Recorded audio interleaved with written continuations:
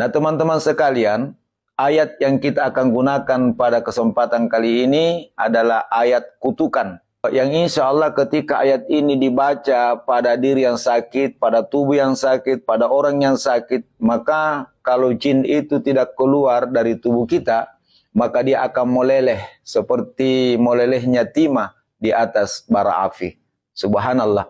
Baik teman-teman yang kami muliakan, yang bersangkutan diminta untuk berwudu terlebih dahulu. Setelah itu memakai pakaian yang sopan, kemudian posisinya menghadap ke kiblat. Setelah itu konsentrasi. Sentuh di bagian tubuh yang sakit. Misalnya dada sering sakit, kita sentuh bagian dada, kepala yang sering sakit, sentuh bagian kepala. Demikian pula keluarga yang sedang sakit, sentuh di bagian itu. Baru pertama baca istighfar. Ya, beristighfar sampai 7 kali. Misalnya, Astaghfirullah, Astaghfirullah, itu 7 kali. Kemudian bersalawat kepada Nabi SAW juga 7 kali. Allahumma salli ala Muhammadin wa ala ali Muhammad.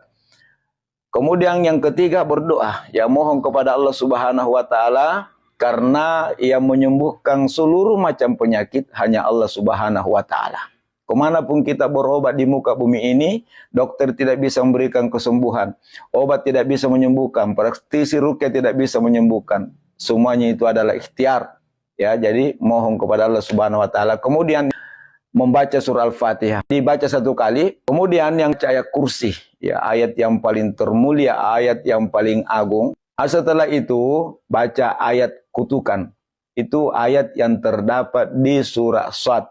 Ayat 77 dengan 78. Baca berulang-ulang. Ya, yang bunyinya A'udzubillahi minasyaitonirrajim. Qala fakhruj minha fa innaka rajim wa inna 'alaika la'nati ila yaumiddin.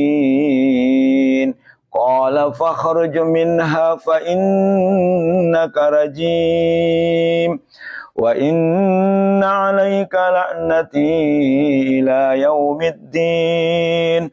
Qala fakhruj minha fa innaka rajim wa inna 'alaika la'nati ila yaumiddin. Insyaallah ketika teman-teman membaca ayat ini pada tempat yang sakit, dalam tubuh yang sakit, dengan izin dan kuasa Allah Subhanahu wa Ta'ala, kalau jin itu, sihir itu tidak keluar, maka dia akan terbakar, dia akan meleleh seperti timah meleleh.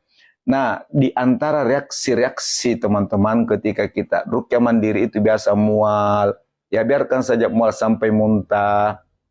Yang penting konsentrasi. Kemudian ada sakit di bagian-bagian tubuh, maka usap di tempat yang sakit sambil konsentrasi baca terus-menerus. Juga bisa ditambahkan surah Al-Kafirun 1 kali, surah Al-Ikhlas 1 kali, surah Al-Falah 1 kali, surah An-Nas 1 kali.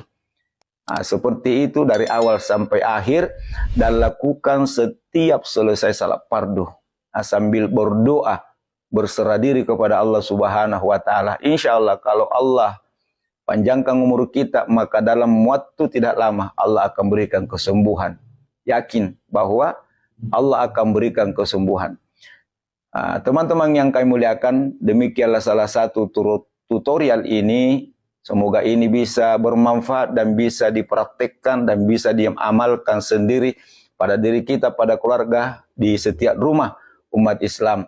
Semoga ini bermanfaat dan terima kasih. Jika banyak kekurangan, ya jazakumullahu ahsanal jaza.